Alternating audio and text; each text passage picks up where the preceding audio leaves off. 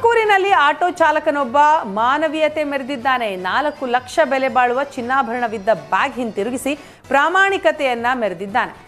ಹನುಮಂತಪುರ ನಿವಾಸಿ ರವಿಕುಮಾರ್ ಅರಸೀಕೆರೆ ಮೂಲದ ಗಾಯತ್ರಿ ಎಂಬುವರು ಆಟೋದಲ್ಲೇ ಚಿನ್ನಾಭರಣ ಇದ್ದ ಬ್ಯಾಗ್ ಅನ್ನು ಬಿಟ್ಟು ತೆರಳಿದ್ರು. ಈ ವೇಳೆ ರವಿಕುಮಾರ್ ಪ್ರಯಾಣಿಕರಿಗಾಗಿ ಹುಡುಕಾಟ ನಡೆಸಿದ್ದ. ಇತ್ತ ಪ್ರಯಾಣಿಕರು ಆಟೋಗಾಗಿ ಹುಡುಕಾಡಿದ್ರು, ಅಲ್ಲದೆ ಪೊಲೀಸರಿಗೆ ದೂರು ನೀಡಲು ಮುಂದಾಗಿದ್ರು.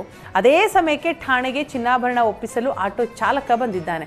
ತಕ್ಷಣ ರವಿಕುಮಾರ್ ಕಂಡ ಪ್ರಯಾಣಿಕರು ನಿಟ್ಟುಸಿರು ಬಿಟ್ಟಿದ್ದು ಆಟೋ ಚಾಲಕ ರವಿಕುಮಾರ್ ಚಿನ್ನಾಭರಣ ಒಪ್ಪಿಸಿದ್ದಾರೆ. ಆಟೋ ಚಾಲಕನ ಪ್ರಾಮಾಣಿಕತೆಗೆ ಪೊಲೀಸರು ಮೆಚ್ಚುಗೆ ವ್ಯಕ್ತಪಡಿಸಿದ್ದಾರೆ.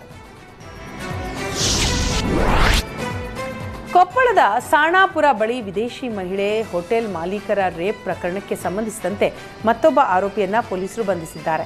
ಶರಣಬಸವ ಬಂಧಿತ ಆರೋಪಿಯಾಗಿದ್ದು ಈವರೆಗೂ 3 ಅರೆಸ್ಟ್ ಮಾಡಲಾಗಿದೆ.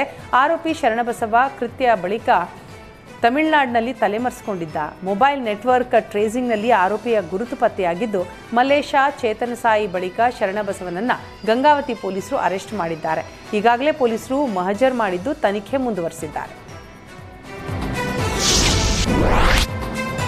ಮದುವೆಯಾಗಲು ಹುಡುಗಿ ಸಿಗದ ಹಿಂದೂ ಹುಡುಗರು ಅನ್ಯ ಧರ್ಮೀಯ ಯುವತಿಯರನ್ನ ಪ್ರೀತಿಸಿ ವಿವಾಹವಾಗುವಂತೆ ಚಿಂತಕ ಚಕ್ರವರ್ತಿ ಸೂಲಿಬೆಲೆ ಸಲಹೆ ನೀಡಿದರು.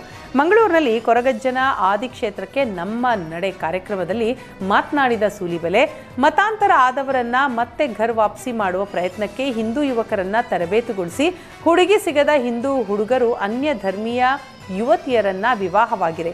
ಹಿಂದುತ್ವ ಗೌರವಿಸುವ ಜನಪ್ರತಿನಿಧಿಗಳು ನಾಡು ಆಳಿದಾಗ ಹಿಂದೂ ಧರ್ಮ ಸುದೀರ್ಘ ಉಳಿಯಲು ಸಾಧ್ಯ ಅಂತ ಚಕ್ರವರ್ತಿ ಸೂಲಿಬೆಲೆ ಹೇಳಿದ್ದಾರೆ. ವಕ್ಫ್ ವಿರುದ್ಧ ದೇಶದೆಲ್ಲೆಡೆ ಹೋರಾಟ ನಡೀತಾ ಇರುವಾಗ ರಾಜ್ಯ ಸರ್ಕಾರ ವಕ್ಫ್ ಆಸ್ತಿ ನವೀಕರಣಕ್ಕೆ 150 ಕೋಟಿ ರೂಪಾಯಿ ನೀಡಲು ಹೊರಟಿದೆ. ಪ್ರಚೋದನೆ ನೀಡಿ ಪ್ರತ್ಯೇಕತೆಯನ್ನ ಹುಟ್ಟುಹಾಕುವ ಪ್ರಯತ್ನಕ್ಕೆ ಸರ್ಕಾರ ಮುಂದಾಗಿದೆ ಅಂತ ಆರೋಪಿಸಿದರು.